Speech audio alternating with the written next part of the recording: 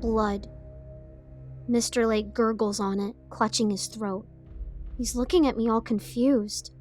I give him a sad face back because I don't know what else to do. I hope in his last moments he feels like someone is sad to see him go. I know his wife would be if she were here. She's probably watching this from deep inside her own mind, screaming and wailing. Sorry, Mrs. Lake. Sorry, Mr. Lake. Furfur pats him on the head, tussling his gray hair like my dad always used to do to me, and then gently pushing his head down until it's laying on the table in the growing pool of blood, his hand still desperately trying to hold the rest of it in. Mr. Lake does not lift his head back up. He goes quiet. Furfur looks at me through Mrs. Lake's eyes. Be honest, you knew it was me. No, I didn't. I probably should have. She was acting weird. I can just imagine her going into my bedroom, smelling something rotten coming from the closet, gathering up all my clothes to wash them when she couldn't figure out what it was. And then one smashed egg later and she's breathing in a black fume of demonic possession. Oh man, my clothes must smell terrible. I started to stand up, to run, get away. Furfur points the cake knife at me. Why do they make those things so sharp? Cakes aren't exactly difficult to cut through, except the ones my Aunt Hazel used to send us every Christmas. Those things always look like she molded wet cat barf into a loaf of bread and dusted it with powdered sugar. She had 12 cats, so there's probably plenty of barf to do it with. I say those things, but there was only ever the one cake. My dad would mail it back without ever cutting a piece, and then she'd mail it again the next year. I know it was the same cake because I wrote my name in the powdered sugar with my finger once, and it was still there the next go-round. They seemed to think it was funny mailing this old cake back and forth to each other. Grown-ups are weird. Don't make the mistake of thinking I won't split you open and decorate this house with your greasy entrails if the mood strikes. Furfur snarls. She drags her finger along the wet, bloody blade and then licks the blood off her finger, then looks at me with a wink and a smile. Mr. Lake gurgles something incoherent. That means nonsense words. My mom liked to use the term incoherent every time Roger or I would ask for stuff at the store.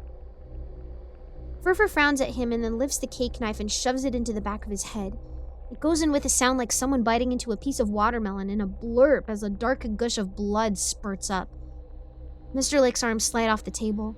The rest of his body goes slack too, and he slouches heavily against the table, his chair squeaking back slightly on the floor.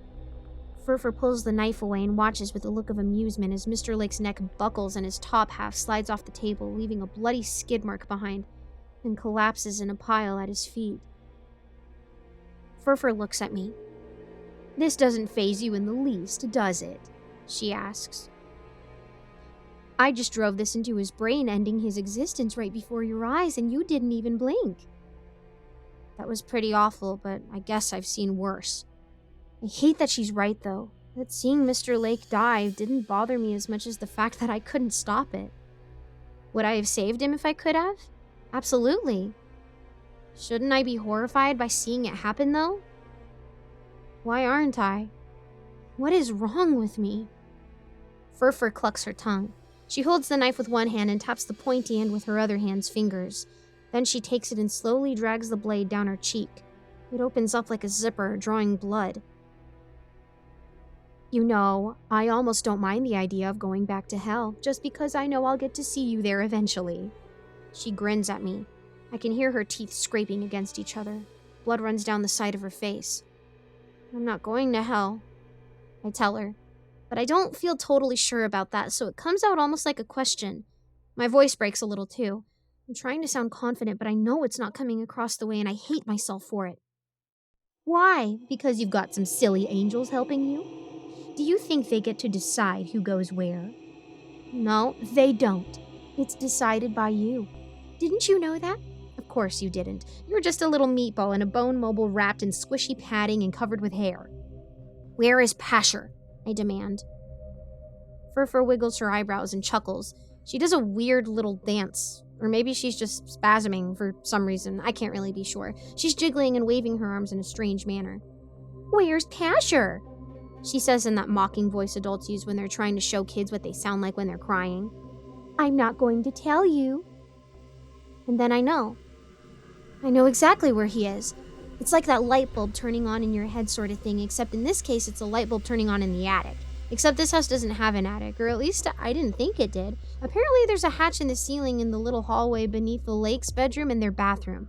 They have their own bathroom connected to their bedroom, you see, and kids aren't allowed to go back there, probably because of secret hatches and such. But anyway, there's a hatch and an attic and pastures and a trunk in the attic, and I know this. Why do I know this? I know this because Furfur wouldn't tell me. I know this because it was a secret. And I have a freaking angel in my head whose whole thing is secrets. Holy cow, Raziel, thank you! Raziel? Furfur slowly tilts her head to the side and gives me one of those curiosity-type looks. Oh crap, was I saying my thoughts again?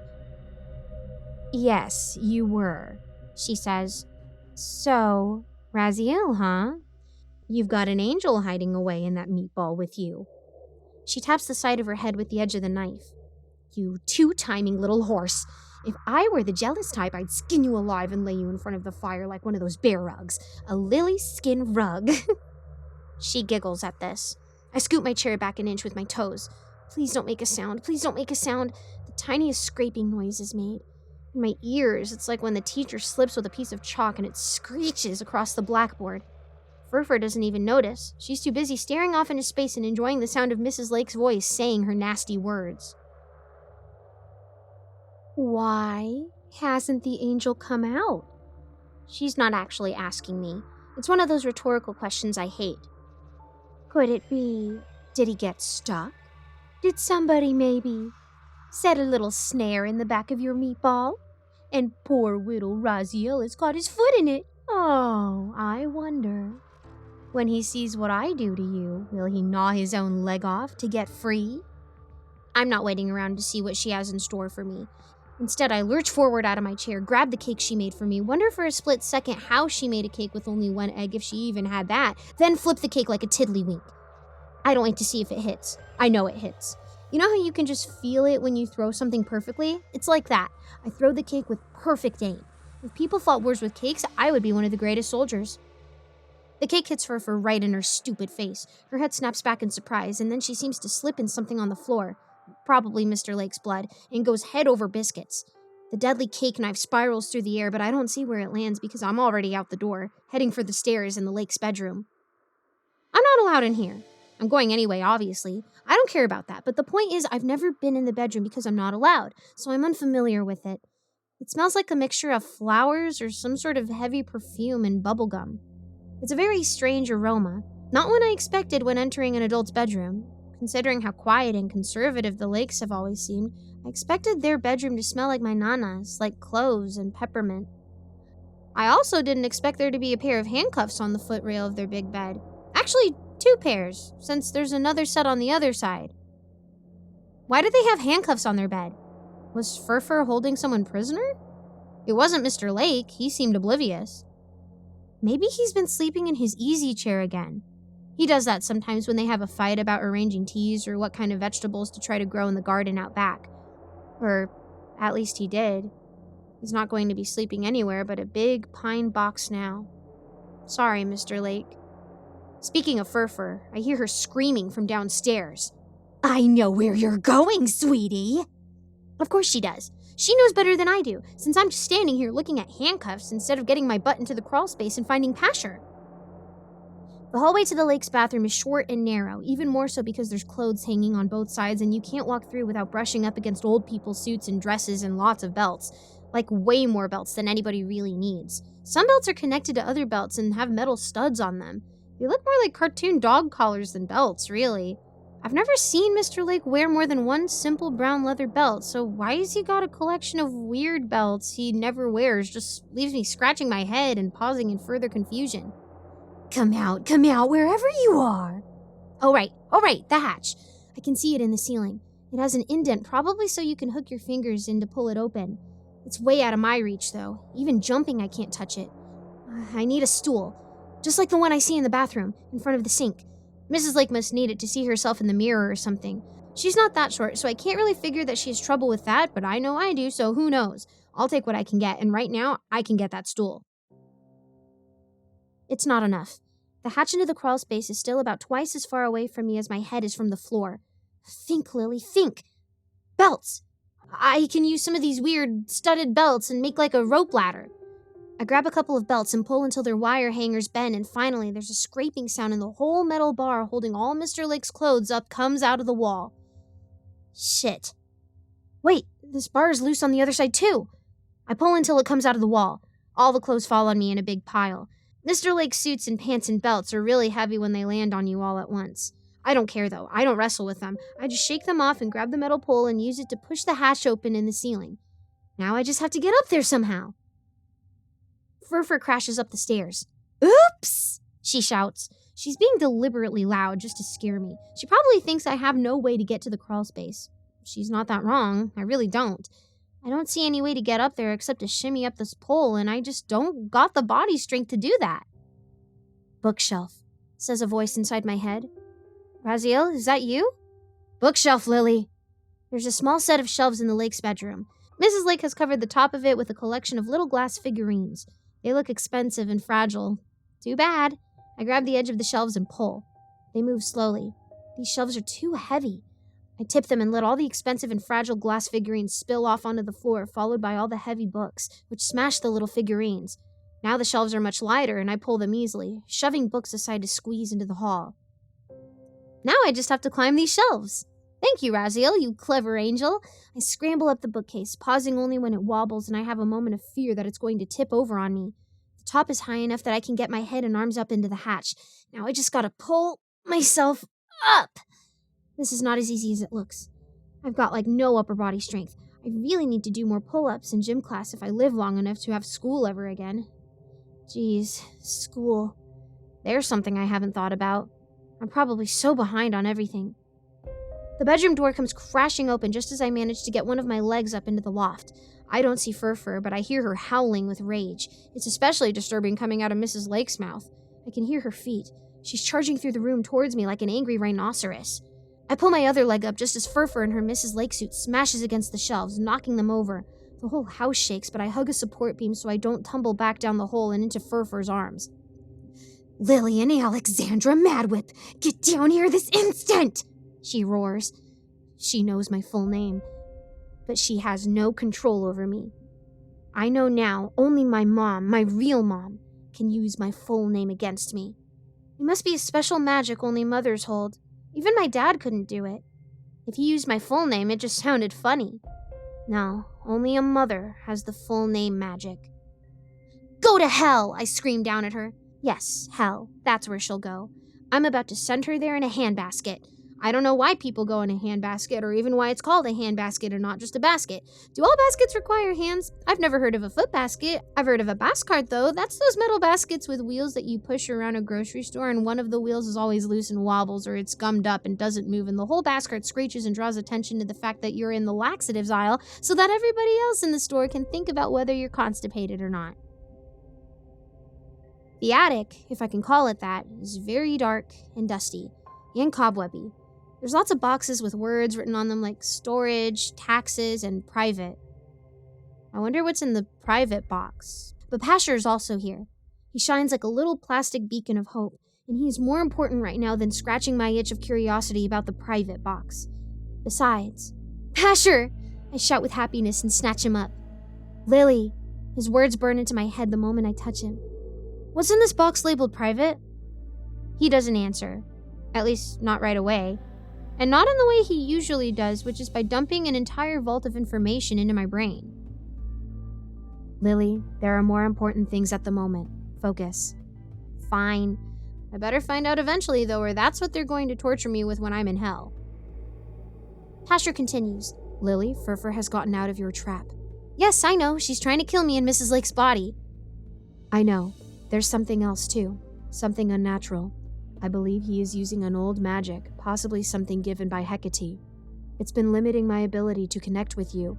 Our line is clearest now when we're in physical contact, but I've been trying for days to keep tabs on you and I could only get brief moments. You couldn't even hear me last week when I sat in your closet and you were in bed. Of course. Hecate. Even from the deepest pit of hell, she is able to mess up my life. And I didn't even do anything to her. We gotta exorcise this bitch. He goes quiet again. Lily, you shouldn't use that word. I feel my cheeks heat up. Oh, sorry. It's exorcise this bitch. I feel a surge of confidence at his words, like my skin is turned into iron. Not the thing you flatten clothes with, which has never made sense to me since clothes are already flat. Like, have you ever tried just laying your clothes down on a table? See? You don't have to flatten them further. Why are you risking setting your clothes on fire with a hot metal thingy just to make them more flat? Nobody's impressed that your clothes are flatter than their clothes, I promise you that. No, I mean iron like the stuff irons are made of. I think. Are irons made of iron? Is that why they call them irons? The surge of confidence is lost in a muddle of thoughts about irons. And that's when Fur inside Mrs. Lake pops up behind me in the crawl space, grabs me by the ankles and yells, "Gotcha!" like a maniacal TV villain, and then drags me out of the crawl space, covering me in dust bunnies and cobweb bunnies and splinter bunnies. Those last ones really freaking hurt, by the way. I've still got pasture in my hand, but then I go tumbling head over biscuits out of the ceiling and fall like 1,000 feet onto my back on the hallway floor. Apparently, I just barely missed cracking my spine in half against the edge of a fold-out metal chair Fur grabbed from somewhere. Where does it matter? What matters is if that thing would have broken me in half if I'd landed on it, and thankfully, I only fell flat on my back on the hard hallway floor. It hurts more in the front where my stitches were. I really hope I didn't just tear myself open again. Mrs. Lake stands over me. No, sorry, I keep forgetting. Fur stands over me, grinning through Mrs. Lake's eyes, curling her mouth up like the Grinch who stole Christmas. "Lily," Pasher calls from like 1,000,000 miles away. I look at my hand and it's empty. I dropped him as I fell through the air just now. He's half hanging out of the hatch to the crawl space. One of his little legs is caught on a splinter bunny. "Aw, dang you, splinter bunnies!" "Lily," he yells again. "Hold on, help is on the way." I grunt, getting up off my back. Fur doesn't try to step on my chest or just grab me and snap me in half for some reason. She just leers at me like she's already won. "I don't need help." "Oh, you need help, all right," Fur chuckles. "Story of your little pathetic life, isn't it? Poor little Lily Madwhip, always a victim in need of rescue. Saved from the schoolyard bullies by a friend. And what happened to that friend? Oh, right, you murdered her." "No, I didn't." "Saved from the crazy mentalist by a brave policewoman. And what happened to her?" "That wasn't my fault either." "You couldn't even fight off Lisa Welch alone. One-on-one, and you had to call for help." "And Hecate, what happened with her?" "Oh, right, saved from Hecate by a bunch of angels." Well, yeah, that was like a full-grown adult with 1,000 years experience in witchcraft against a 10-year-old. I don't need to justify this nonsense. "Lily," Pasher starts to say something. "Shut up," Fur hisses at him. She turns back to me and produces the cake knife smeared with the blood of both lakes. "I know all of your sad life's details. I was in that meatball of yours, remember? I know everything about you. I know you have no friends. I know your only family lives across the country and would be happy to never see you again. How dare she bring my Aunt Hazel into this? And I know you have lost all faith in the throne of the one who sits upon it. I know you welcome this death as much as I am ready to give it to you." "You know, I remember something from your time in my meatball too," I say. She squints at me, her face still caked with her own blood from the slice on her cheek. "What might that be?" I raise my hands. I don't know if I'm doing it exactly right, but this.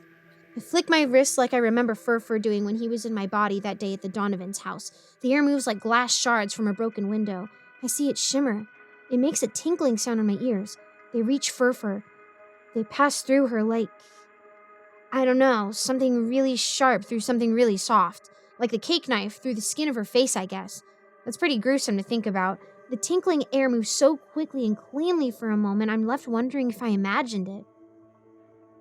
And then the lines show, red ones, and her right hand splits down the middle between her pinky and ring finger. Her left hand is gone, fallen to the floor along with a portion of her arm. I hear the knife clattering to the floor as it spills from her severed hand. "I'm sorry, Mrs. Lake. I'm sorry, Mr. Lake." Fur shrieks in rage. The blood rushes out of her from both arms, and she stumbles backward, flailing what's left of her right hand and the stump of her left arm as she falls out of the hallway, back into the bedroom, confused and angry and dying. I hear Pasher saying something in another language. Probably Latin, because all angels speak Latin. He's never said why they say stuff in Latin, but I suspect they just like it because it sounds fancy. Et dismissus peccatus tuis, perdicat tead vitam aeternam. Amen, I say. I have no idea what it means. Furfur flails around on the bedroom floor, struggling to get back up with no working hands. She looks at me briefly and screeches like an eagle, her face contorting into a red mask of madness. I just thought of that description all on my own. I think it's pretty good. Gotta pat myself on the back for that one. I step confidently toward her. The twinge in my back tries to make me look stupid, but I fight it and puff up my chest. Time to get exorcised! I crack my knuckles on each of my hands to emphasize the point, but then wonder if she saw that and thought I was doing it to rub in that I got 2 working hands. So I flap them out and say, that was just, not to make you feel bad, I got working fingers. Furfur apparently doesn't speak English anymore, just angry, screechy bird sounds. She makes a few more of them at me. Her face is gray looking, probably from the loss of blood. It's all over the carpet in the bedroom, and I pray that Mrs. Lake doesn't see it before she passes away in whatever recess of her brain she's trapped in, and the last thought she has be that I ruined her carpeting. All the screeching from Furfur and knuckle cracking for me apparently drowned out the sound of someone dashing up the stairs because suddenly the bedroom door is kicked in and a tall man comes striding in like he owns the place. He's got wavy blonde hair he keeps in a ponytail and a pair of dark glasses on so I can't see his eyes. He's dressed in a big, long overcoat that I at first suspect has like a shotgun or something tucked underneath, but then he flaps his arms out dramatically and the coat opens briefly and I see he's just got a suit on underneath. And I breathe a sigh of relief. Am I fashionably late? He asks in a joyful tone that really doesn't fit with the whole blood-splattered scenario he just walked in on. I put my hands up, confused. Who? What? The blonde guy snaps his fingers with a flashy smile and Furfur suddenly bursts into flames. Like, boom! Like, there was this 4th of July where there was an accident with the fireworks and they all went off at once, and it was kind of a mini version of that as Mrs. Lake's body was made of leaves coated in lighter fluid and this weird blonde guy with a long overcoat flicked a lit cigarette at her. Furfur screams and writhes on the floor covered in fire. The blonde guy stands there in the doorway, hands on his hips and watching her burn. Somehow the flames don't spread to the carpet or bed or me or anything else in the room. They don't even rise and cause smoke damage to the ceiling. I can feel the heat, but somehow it's not like standing next to a bonfire to cook a marshmallow. It's more like standing next to a radiator. Why is it not hot? Why is it not spreading? Who the hell is this guy? Nathaniel, I hear Pasher say from behind me. Contain the demon. Already on it, Nathaniel says. He puts his hands together, intertwining his fingers, and I see a black snake of ash and smoke pouring off of the curling form of Mrs. Lake. It swirls into a black ball floating in the air. I'm sorry, I say, still kind of stunned. You can just be here? Like an angel walking the earth like the Incredible Hulk? He looks at me with a blank expression. I turn to Pasher hanging from the crawl space behind me in the hallway closet space. Why didn't you send him here days ago?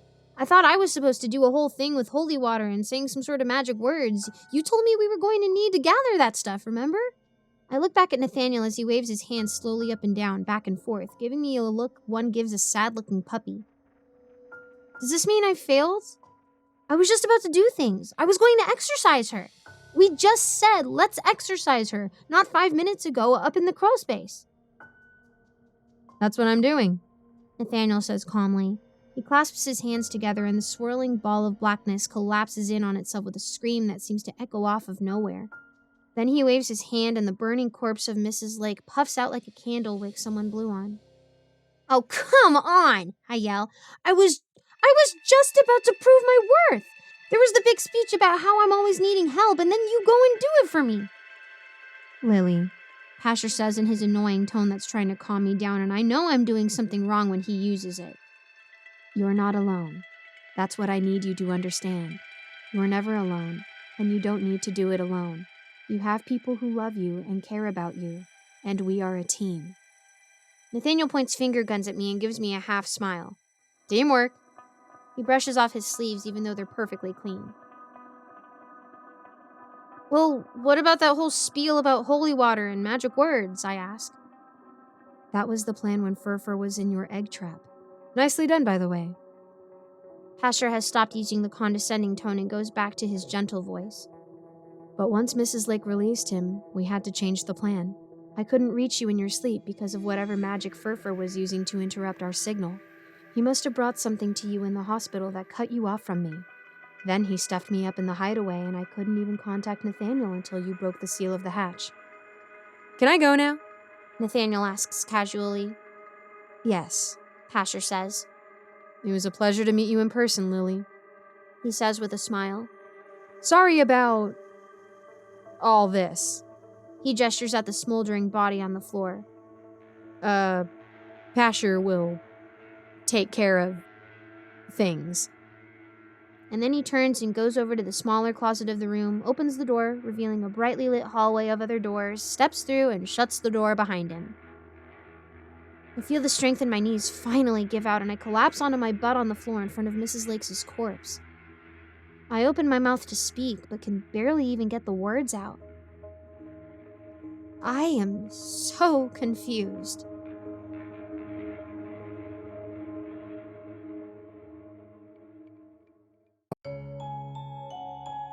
Hey, it's summertime, which means that if you guys want to beat the heat, and man, does it keep getting hotter and hotter, check out etsy.com/shop/ivorymonocletea. You can always get yourself a little bit of iced tea from there. I think using a darker tea like the Dark and Stormy Night you can be able to get, which is the MrCreepyPasta themed one. It's kind of perfect doing like a dark sweet tea, and I don't know, maybe it's the Texas man in me, but a sweet tea is great in the hot summer. Once again, that's etsy.com/shop/ivorymonocletea.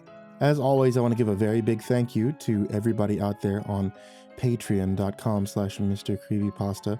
A very, very big thank you to everybody there, and to especially Jordan Humble, Diana Kraus, King Crab, Calcifer420, Veronica Lynn Lopez, Marlon Chavez, Azazel66603, Ethan Leon, Polaris Prospect X, Blake Rattler, Viceroy Scorn, Samara Lynn, Disciple, SullyMan, Brandon Mendoza, BrimstonePandemonium, Caltuna, William Wellington, Scruffy the Janitor, Brenna Crow, LaQueda Canizales, Smiley the Psychotic, Dante Kinkade, SimbasBloodyMojo, CursepoxPrimarch, M, Jenna's Pet, Clonable, J. Kieran, Mike, himbojerry, CrusaderChocobo, Remember the Sun, Estebean, Hour Minute Second Time, Seclude, Salty Surprise, Red Shadowcat, Turtleman, Mr. Marcus Blitz, Voice of Sand, Phycomel, Melted Lake, Tully Sue, Croconut 509, Stricken, Freddy Krueger, Hades Nephew, Tommy Walters, Acid System, Sky Harbor, Nico Kyle, Tristan Pelton, Ball Arms the Rat, The Ginger Bros, Daniel Polson, and Corey Kinchin. To all of you guys there, everybody who's down in the description, and everybody who can just give $1, I want to say thank you to you guys. You guys are the best. I love all of you, not just for supporting me, but for listening, for enjoying, and for always being there.